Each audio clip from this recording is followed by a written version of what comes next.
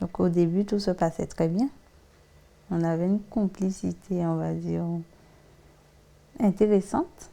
Je sais pas, moi je le voyais bien comme homme. J'ai envie de dire exemple comme homme, parce que c'est ce que je voyais. Je sais pas, à un certain moment, tout a changé, mais pour un petit truc tout bête en fait. Et c'est là que tout a commencé. Depuis, il a changé en fait, comme des gros mots aussi. Et je trouve pas ça normal aussi, qu'un homme me traite de chienne ou de pute. J'ai eu une calotte, mais bon, c'était pas une calotte immense, hein. C'était un petit truc que moi j'ai pris comme un jeu, mais que je ne vois pas dû prendre comme un jeu. Il s'est excusé, je l'ai pardonné. Mais giflait. Il y avait beaucoup d'injures. Moi aussi, je réagissais, je le poussais. Il me tapait, mais bon, c'était juste des calottes, c'était pas des tapes immenses comme après. Il s'excusait à chaque fois.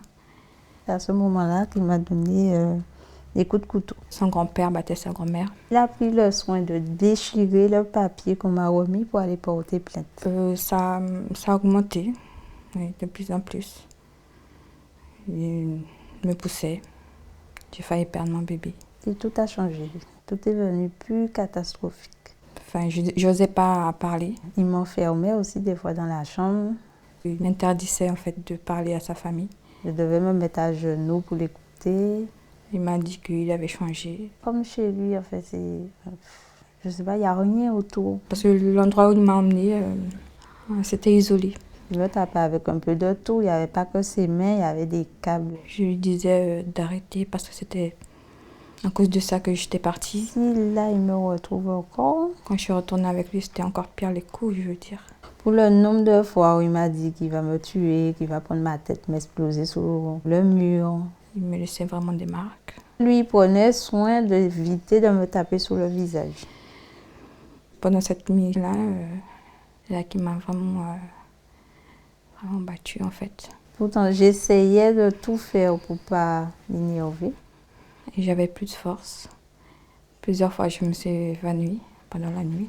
Parce que vu qu'il devait savoir tous mes déplacements, il disait que c'était sa faute, de lui pardonner, de revenir à la maison, que ma place était à côté de lui. alors parler avec d'autres personnes, c'était compliqué. J'ai porté plainte 2 fois parce que je ne veux plus retourner avec lui et je sais que ça va recommencer. Quand même réussi à un peu en parler à une voisine. Je regardais souvent les films, des reportages. Je disais que jamais j'allais vivre ça. Et voilà que je me suis retrouvée dans une histoire